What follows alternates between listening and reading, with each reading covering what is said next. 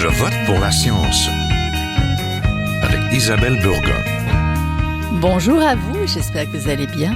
Nous allons nous envoler aujourd'hui, ou presque. Nous allons vous parler de la mission Artemis 2 à destination de la Lune. Ce vol sera le second, mais le premier à être habité de 3 vols destinés à repartir à la conquête de la Lune. Avec la participation d'un astronaute canadien, Jeremy Hansen, cette première étape durera 10 jours et survolera la Lune sans se poser. Cela permettra tout de même de faire de la science dans l'espace, comme vérifier le bon fonctionnement des instruments de vol et de guidage, mais surtout d'inédites observations de la Lune. Sommes-nous prêts pour la conquête de la Lune? Nous en parlons tout de suite. Restez là.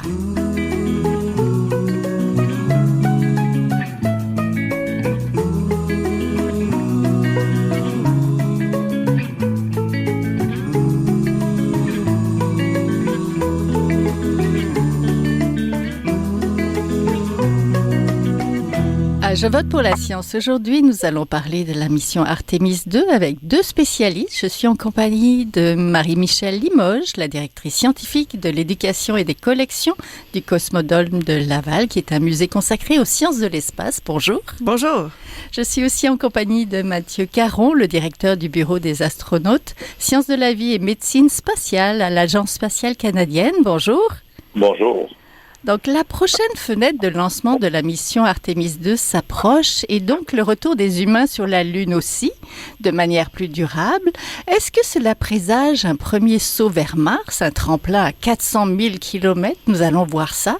Madame Limoges, je vais commencer avec vous. Rappelez-nous peut-être ce qu'est la mission Artemis 2. Bon, la mission Artemis 2, c'est une mission...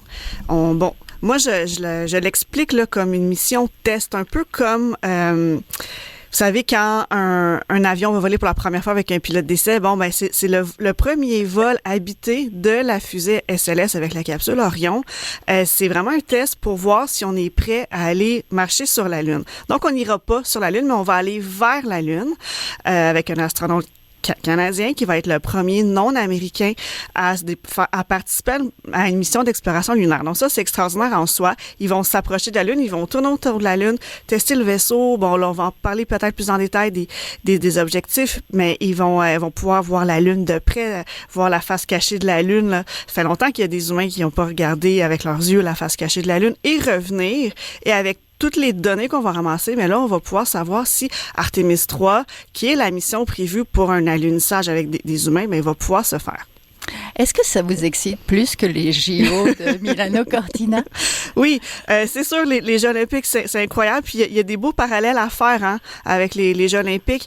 C'est juste que, aller sur la Lune, c'est plus rare. Ça fait 53 ans qu'on n'est pas allé. Et puis, mais un astronaute, un athlète olympique, c'est tous les deux des types d'humains exceptionnels qui travaillent tellement fort et qui ont la chance de faire des choses que très peu d'humains font. Mais j'avoue que moi, j'ai pas vécu les premiers alunissages, alors j'attends ceux-là avec impatience et depuis très longtemps. Monsieur Caron, est-ce que ça vous excite autant donc les JO? Absolument. Absolument, si c'est plus. Alors, on a la chance d'avoir des Jeux olympiques à tous les 4 ans, mais comme Marie-Michel l'a indiqué, ça fait 53 ans depuis la dernière mission où des êtres humains se sont approchés de la Lune. Nous sommes bien excités à l'Agence spatiale canadienne, mais également lors de l'annonce de l'équipage d'Artemis 2 l'an dernier à Houston, l'an dernier c'était en 2023. Je peux vous dire que cette frénésie-là n'était pas juste canadienne, mais était également avec nos partenaires américains. Rappelez-nous, ce n'est pas cette année qu'on foulera le sol lunaire, hein? Non, c'est bien ça. Comme la mission Artemis 2 vise justement à on va dire frôler la Lune, on reste quand même assez loin, mais à vérifier les systèmes de la capsule Orion et justement avec des êtres humains à bord. On a eu la chance en 2022 d'envoyer une capsule similaire mais personne n'était à son bord alors justement pour faire un premier vol d'essai. Là, ça va être la première fois qu'on va avoir des êtres humains à son bord qui vont permettre de voir les systèmes de survie, les systèmes environnementaux, les différents contrôles, les différents écrans, pour s'assurer justement que la fusée SLS et la capsule Orion peuvent être justement opérés par des humains et justement les soutenir pour une mission de 10 jours. Et ça va jeter les bases pour la mission où on va retourner sur le sol lunaire. Oui. Présentez-nous peut-être justement ces humains extraordinaires, les astronautes qui s'envoleront, peut-être avec leur formation, leur rôle lors de la mission. Qui sont ces 4 chanceux? Donc, il y a 4 astronautes qui vont prendre place à bord de la capsule Orion, qui est à peu près de l'espace qu'on retrouverait dans une caravane, un petit peu une fourgonnette. Petit, hein? Alors, j'ai eu l'occasion d'aller dans un simulateur à Houston où on peut prendre place, et je peux vous dire que vraiment, c'est une équipe qui doit être assez serrée parce qu'il n'y a pas beaucoup d'espace. Donc, il y a le commandant, Reed Wiseman, qui va prendre place sur le siège avant gauche. Il va être épaulé par le pilote, Victor Glover. Et à l'arrière, il va y avoir 2 spécialistes de mission, Christina Cook et l'astronaute canadien Jeremy Hansen, qui justement vont prendre place à bord d'Orion et ils vont se partager les tâches tout au long de la mission. Ils ont des rôles très, très complémentaires et souvent, justement, ils vont se partager les différentes étapes justement pour les tests de vérification qui vont avoir lieu tout au long de la mission. Oui, c'est le Canadien Jeremy Hansen. C'est quoi sa formation et son rôle précis? Bon. Le colonel Hansen, il est un membre actif de l'armée de l'air canadienne. Ouais. Donc, à la base, est un pilote. Il s'est joint à l'Agence spatiale canadienne en 2009 et il a été à Houston depuis ce moment-là et il a finalement eu l'occasion de s'entraîner, de participer à une multitude de missions spatiales, principalement destinées à la Station spatiale internationale. Et lors de la mission, justement, il va, comme spécialiste de mission, il va prêter main forte à toute l'équipe. Il n'y a pas une tâche spécifique que c'est seulement Jérémy qui peut faire, mais tout au long de la mission, ils vont se partager justement les différents tests. Ça va, dès leur arrivée en orbite, ils vont commencer la configuration, reconfigurer l'intérieur de la capsule, justement pour ranger les bancs, se donner plus d'espace, déployer, je parle des systèmes environnementaux de survie, plutôt la toilette, ça peut faire sourire les gens, mais pour une mission de 10 jours, c'est probablement une des composantes les plus importantes qui n'a jamais encore été testée. Entendu. Pourquoi la mission est importante pour l'exploration lunaire, Madame Limoges? Oui, excellente question. On l'a dit en préambule, là, ça va servir de test pour savoir si on est prêt à lunir. Donc, le but des missions Artemis, c'est l'exploration durable de la Lune. On veut pas juste y aller quelques fois puis plus y aller pendant 53 ans. Donc, il y a tout plein de technologies et de sciences à développer Donc, par exemple, en survolant la Lune, et là, peut-être que M. Caron pourra m'aider à préciser, mais en survolant la Lune, ils vont avoir au moins 3 belles heures à ne faire que de l'observation de la Lune, l'étude de la géologie. Je pense qu'il y a des choses que l'œil humain aussi peut aider à détecter, qui pourront aider aussi à choisir les endroits où on peut allumer. Je sais qu'en ce moment, on est en train d'étudier, caractériser 5 ou 6 sites d'alunissage potentiels au pôle Sud. Donc, on se prépare à ça aussi. Et il y a tout, M. Caron a mis la table beaucoup pour parler justement de tester le vaisseau. Est-ce qu'il peut accueillir des humains, les systèmes de vie? L'atterrissage aussi. Donc, on doit ramener les astronautes en sécurité.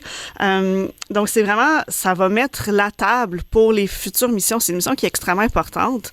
Et puis, là, on a parlé de la participation du Canada, mais il y a le premier astronaute canadien qui part, puis on en parle peut-être pas assez, mais j'allais dire backup, parce que c'est un anglicisme, mais en équipage de réserve de Jeremy Hansen, il y a Jenny Gibbons, donc, qui est une astronaute canadienne aussi. Donc, c'est sûr. Qui est une femme. Qui est une femme, et c'est 100% sûr que le Canada participe à ça. Et c'est extrêmement important. Puis, il y a aussi tout l'aspect de collaboration internationale aussi, des missions Artemis. Oui, là, on parle beaucoup du Canada à cause de Jeremy Hansen, mais dans la fusée Orion, c'est pas la fusée SLS, ce n'est pas seulement une fusée américaine. Le module de service est construit par l'Agence spatiale européenne, par exemple. Puis il y a plusieurs nations comme ça qui contribuent aux missions Artemis. Puis ça va faire, je pense que Ben ça peut aider à la durabilité de l'exploration de la Lune et tout ce qui est aussi toute la science qui va pouvoir se faire au sol, là, notamment sur là on pense qu'il y a de la glace d'eau au pôle sud, on est comme sûr qu'il y en a, mais elle est cachée dans des grottes. Mais cette glace d'eau-là, elle est essentielle pour l'exploration habitée de la Lune. On en a besoin. Ça va faire de l'eau pour boire. On peut la diviser pour en faire de l'oxygène à respirer. Donc, ça peut-être même du carburant. Donc, c'est ça, c'est mettre la table pour toutes ces étapes-là cruciales pour l'exploration. Monsieur Caron, pourquoi c'est important? Je sais que tous les deux, vous surveillez en ce moment la fenêtre aussi. Donc, pourquoi c'est important pour justement l'exploration lunaire? Et c'est que là, on retourne de façon plus durable. Le but est vraiment de pas simplement aller faire un aller-retour et de fouler le sol et de revenir. C'est que on veut établir une présence plus durable. Par exemple, le Canada participe à la station La Passerelle Gateway. Oui. Et grâce au Gateway, nous, notre contribution, c'est un bras robotique qui va servir à sa construction et son entretien. Et c'est grâce à cette contribution que nous avons des astronautes canadiens qui vont participer. Bon, là, on a Jeremy Hansen sur Artemis 2 et il va y avoir une autre mission plus tard, dans quelques années, sur cette même station-là, Gateway. Sur le sol lunaire, il va également avoir de la robotique canadienne éventuellement. Donc, le but, c'est d'établir une base plus durable, justement, qui va nous servir pour nous préparer pour aller encore plus loin possiblement. Je disais un tremplin tout à l'heure, hein? C'est ça, c'est un fameux tremplin. Exactement. On a beaucoup d'expérience maintenant ce qu'on appelle en basse orbite terrestre avec la Station spatiale internationale. On vient de célébrer les 25 années d'occupation continue de la Station spatiale internationale, mais c'est encore très limité. Hein? C'est tout près. C'est 400 km d'altitude à peu près. Les astronautes peuvent prendre un téléphone et même appeler au sol. Ça arrive parfois. Mais on peut voir que des fois, quand il arrive des défis, comme par exemple s'il y a une urgence médicale, ils peuvent revenir rapidement au sol. Tandis que au fur et à mesure qu'on s'éloigne de la Terre, les enjeux deviennent plus grands et revenir n'est pas une option. Donc, on doit justement développer la capacité de pouvoir se débrouiller loin de la Terre. Et l'astronaute David Saint-Jacques dit, c'est un petit peu quand on utilise l'exemple de partir en camping, avant de faire une randonnée très, très loin, très profonde dans la nature, on veut tester en premier lieu dans sa cour un petit peu, s'assurer qu'on peut monter sa tente et de pouvoir se débrouiller. Puis après ça, avant de se commettre à une randonnée de plusieurs semaines, on veut peut-être faire une fin de semaine dans le parc des Laurentides. Je vois que Mme Limoges a les yeux qui brillent quand vous parlez. Mme Limoges, quelles sont les différences et les ressemblances avec le programme Apollo? Parce qu'on a parlé, c'était il y a 50 ans de ça, là, les premiers pas. Il y en a beaucoup. Donc, on va en nommer quelques-unes. Là. Oui. Premièrement, les quelques différences. Le programme Apollo, c'était le programme où on est allé sur la Lune, notamment la première fois avec Apollo 11. Donc, ça fait très longtemps. On avait développé la fusée Saturne V à l'époque pour cette raison. On me pose souvent la question, est-ce que c'est une nouvelle fusée complètement qu'on a construite? Oui, ça n'a rien à voir avec la fusée Saturne V. On ne fait pas du recyclage de vieilles fusées. C'est ça. Pour les plus jeunes là, d'entre nous, dans les années 60, les ordinateurs, ça commençait. C'est donc, tous les calculs, là, il y en avait beaucoup qui étaient faits à la main. C'était pas une fusée. Bon, c'était une excellente fusée, mais là, avec SLS, on est vraiment avec autre chose. À l'époque, par exemple, on avait déjà la contribution du Canada. Donc, il y a eu des timbres là, il y a quelques années, Canadiens qui ont commémoré ce fait-là, mais vous savez, les pattes du train d'atterrissage du module lunaire ont été construites au Canada, en fait au Québec, à Longueuil, par la compagnie Roux-Deftech. Donc, c'est vraiment le train... Je me sens plus fière aujourd'hui. Oui. Donc, il y a très, très longtemps, dans le fond, que le Canada collabore à l'exploration de la Lune et ces pattes-là, tout en aluminium, ont été envoyées à la NASA, puis c'est ça qui touchait. Bon, c'est pas vraiment ça qui touchait au sol en premier parce qu'il y avait des petits capteurs, des senseurs de proximité, mais sinon, toutes les pattes étaient canadiennes. Il y avait aussi un médecin, et là, j'essaie de retrouver son nom, qui s'appelait William Carpenter, qui était un médecin de vol pour les missions Gemini et Apollo. Il était canadien. Okay. Donc, ça fait très longtemps là qu'on collabore. Puis, quelques différences. La fusée, là, peut-être, M. Caron, vous pourrez compléter. Il y en a tellement. C'est ça. Monsieur Caron, il y a 50 ans, donc c'était un programme entre 1961 et 72. C'est sûr que ça a été Apollo suivi après, en 1989, d'un programme spatial ambitieux sur 30 ans, le Space Exploration Initiative. On se souvient, ça, c'est le père de George W. Bush, le père. Donc, puis le fils avait repris en 2004 avec Vision for Space Exploration.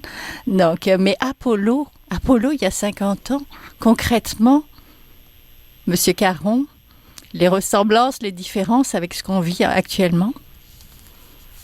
Les ressemblances, je veux dire, si on regarde la fusée, on voit que c'est un petit peu la même approche. Après avoir passé plusieurs décennies avec la navette spatiale, que c'est un véhicule réutilisable, on retourne avec le concept d'une capsule au-dessus de la fusée qui est pas réutilisable. Cependant, ça apporte une certaine mesure de sécurité où on avait pu voir avec malheureusement la navette Columbia que quand on est à côté, qu'il y a des morceaux qui se détachent de la fusée, ça peut endommager le véhicule. Donc, on a retourné à ce concept-là. Cependant, si on regarde au niveau de la force de la fusée, si on regarde la technologie qui est utilisée, c'est beaucoup plus avancé, beaucoup plus sécuritaire que c'était ce dont on disposait lors des missions Apollo. Donc, et ça continue. C'est un effort continu, comme je regarde présentement. Un des objectifs de la mission Artemis 2, ça va être de voir, avant de s'éloigner trop de la Terre, ils vont se séparer de l'étage supérieur de la fusée, du propulseur supérieur.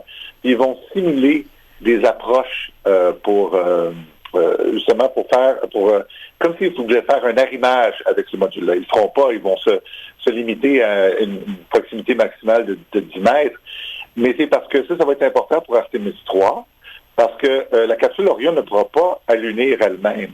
Elle va devoir s'arrimer à un module d'atterrissage qui va être lancé séparément.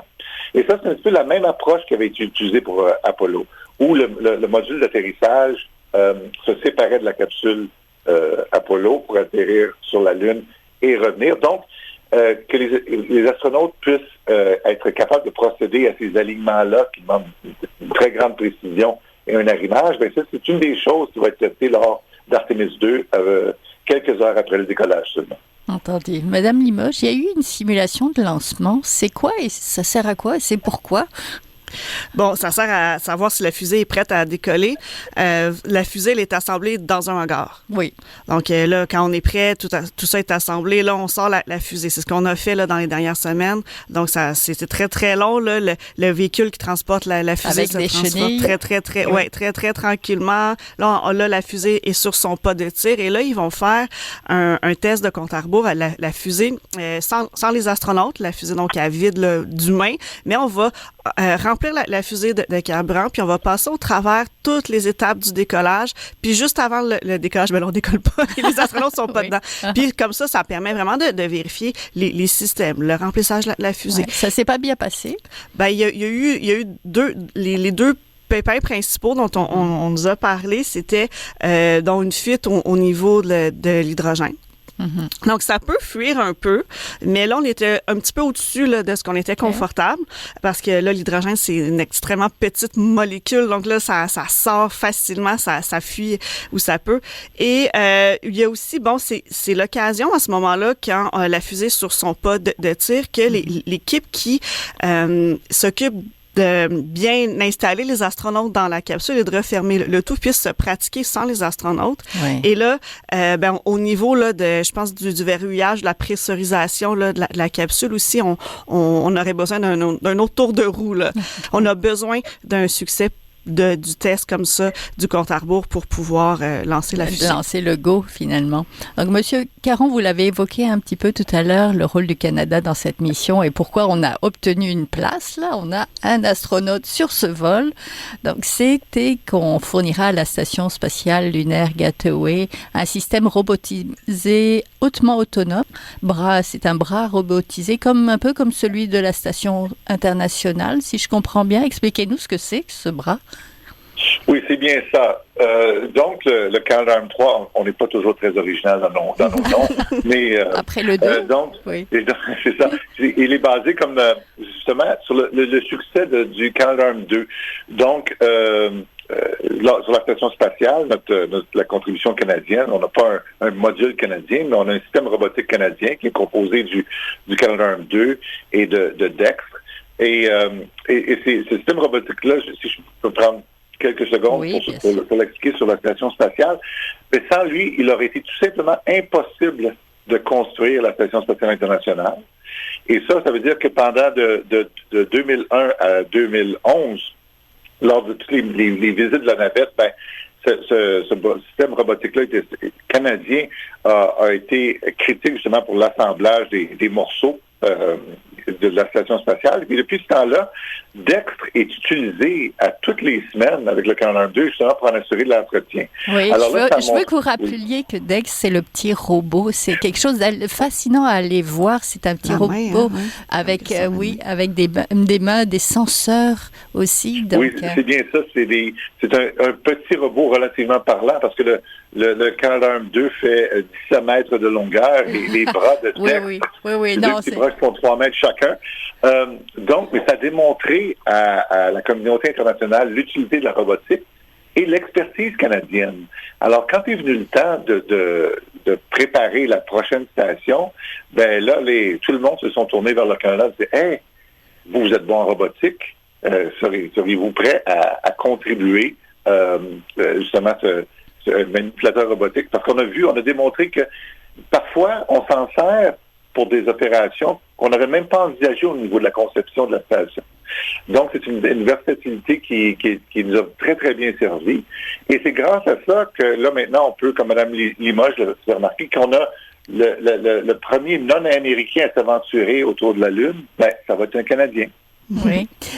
Ça fait très, très longtemps que je n'ai pas été au Cosmodome, Madame Limoges. Qu'est-ce que vous préparez pour cet événement-là? Est-ce que vous avez autour de la Lune, autour d'Artemis 2? Qu'est-ce que vous montrez un petit peu au public? Qu'est-ce que le public peut aller suivre? Est-ce que le public peut aller suivre le lancement, par exemple?